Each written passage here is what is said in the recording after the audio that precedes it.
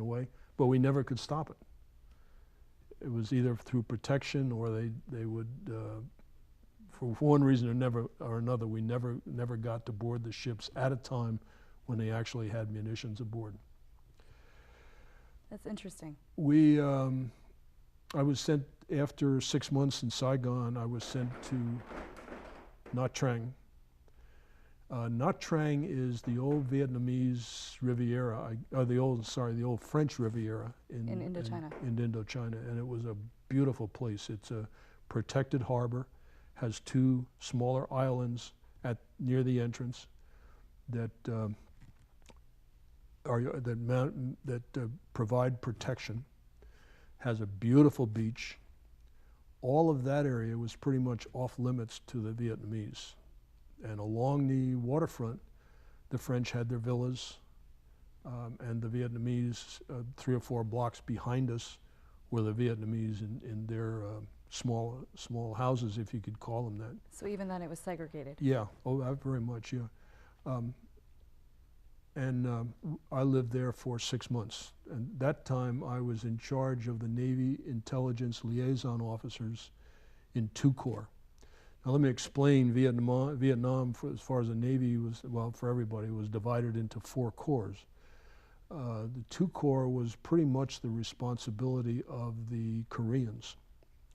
And we had Navy intelligence liaison officers along the coast at various cities whose job was to work with the Vietnamese coastal Navy and provide them with guidance and intelligence information. So these guys lived pretty much in a small house, small shack kind of a place near the coast, attached to the Vietnamese Navy, by themselves. We were pretty fortunate in 2 corps. We didn't have any real problems, but I don't know whether you remember, in 4 corps, they lost some Nilos. Yes. That were captured by the Vietnamese. So fortunately, we did not experience that. Periodically, by the way, Nha Trang is separated by mountains from the rest of the country. Beautiful area. And it has a peninsula that's also mountainous. And periodically, the Viet Cong would get up in the mountains and they would fire missiles into the air base. And how far away was the air base from where you were located? Probably a couple of miles. Okay. It was close enough that you couldn't see the explosions, but you could hear them. And after they did that, then the U.S. would send their battleship along, and battleship traveled along the coast with these big 16-inch guns and just massive fired these huge bullets into the mountainside. Blind?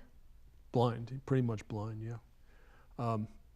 They were also, the Viet Cong were also periodically set up in this peninsula, and so every once in a while I would get into an aircraft, a small aircraft with the Army, and fly over this peninsula.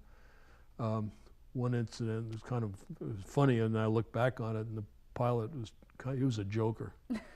And he said, we were flying along, and he said, "Oh, this is where I was shot at yesterday," and he zoomed down, which left my heart leaping out of your chest, I'm sure. Wasn't in me anymore. Anyway, that was 6 months there. Again, my overall gut feeling is it was a war of nationalism. What makes you say that? Because the people, even the peasants, were dedicated to the North Vietnamese. Because they had helped them survive during the Second World War. Not only that, but I think there was so much corruption in the South that they had lost, the South had lost credibility with them. And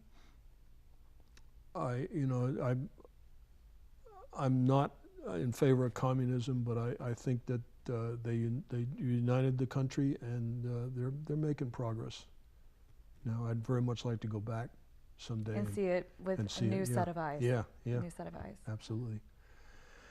So you left Vietnam when? I left Vietnam in 66. 66. So before a lot of the major operations of the war actually took place. Before Tet, and before all the major, Before the major U.S. buildup in 67. And then I came back, and I was sent to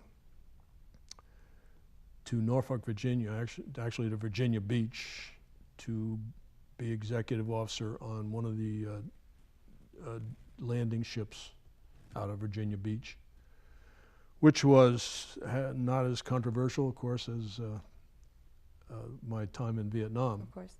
However, that's the ship they tried to sink off Florida. They were going to make it part of the fish area, and they couldn't sink it. So they tried to die a couple of days to sink that ship. It was a pretty big one. So when I finished there, I went to a small outfit in Norfolk, Virginia. It was another intelligence outfit. We had about 5 people. It was myself, a commander, and we had a photographer, we had a sonar technician with us. And our job was trying to keep track of the Soviets, keep track of the Soviet submarines off the coast, and to keep track of any operations that they were conducting in the North Sea. Which we can't know about yet. You can't know. Well, it's okay so far. Okay. So we would travel to Iceland on occasion, and we would collect intelligence up there and try to figure out what they were doing. And we had a pretty good track record for keeping track of where the Soviet submarines were along our coast during the Cold War. I think people hear about our submarines all the time, but I'm not sure they're aware that the Soviets had the same thing going on along the coast. And there was some pretty dicey times. And this is when Brezhnev was premier, right? Yeah. Okay. Yeah. So I stayed there until 1968, and then I retired from the Navy. 78, sorry about that. I retired from the Navy, and I was going to become an accountant, so started doing my accounting degree. And I found that I really didn't want to sit at a desk and didn't want to do that, although here I am doing this tax program now. Right. So I was working with Cub Scouts, and somebody said, "Why don't you teach?" So I never ever thought about that. So I went to Old Dominion University, Verlander's home, and I got my teaching certificate. I needed, in spite of having a full degree from Union College in partially engineering, partially accounting, I needed another 78 credit hours so I could talk to 5th graders. So unfortunately, that's been changed now to a great extent. And you used the GI Bill to go to and school? I used the GI Bill, which was what let me go through school. And immediately upon leaving school, graduating from school, I had a job in Virginia Beach, taught 5th graders for a while, for 7 years. And then I taught 8th graders for another 10 years. People ask me how you can deal with that. That's a big jump. And yes. I said, well, if you only listen to about 20% of what they say, you can survive. You can survive. They're good kids, they really are. And so I left teaching, and I retired. And at that point, my daughter-in-law was up here in Michigan working with the Ford company, and my son was up here working with PPG in a Ford plant. And we had 2 grandchildren, and it was a case of making trips up here every 3 or 4 times a year. Which is no easy task. Or we get in where we go through the move. So we went through the move and moved to Canton. So we've been up in this area now for about 6 years. 6 years? Yeah. And you like it? I love Michigan, I really do. Although I must tell you, at the first time up here, I was delighted to see snow because we don't get snow in Virginia Beach. And in fact, down there, we had some occasions when I was teaching, and it would start to snow at 6 o'clock in the morning, and they would cancel school. And the snow would be melted by the snow would be gone by 7 o'clock, and the kids had a free day. Up here, of course, it snows at 6 o'clock in the morning, and they don't cancel school. Right. And so it was quite a different experience. Last year was pretty cold for me, so. A little cold? Yeah, a little bit. Cold. But, otherwise, we've been all over the state. We've taken the steamship across Lake Michigan. We've been up through the Upper Peninsula. It's a beautiful state. It's just a hidden gem that a lot of people don't know about. Okay. And so what do you want, I guess the closing question I would ask you is, what do you want people to take away from your experiences in serving with the U.S. Navy, which, by the way, thank you for your service. You're quite welcome. What do you want people to take away from you know, I think, first of all, I hope that people realize that they have an obligation to serve. One of the reasons I do this, people ask me all the time why I spend so much time with this tax program.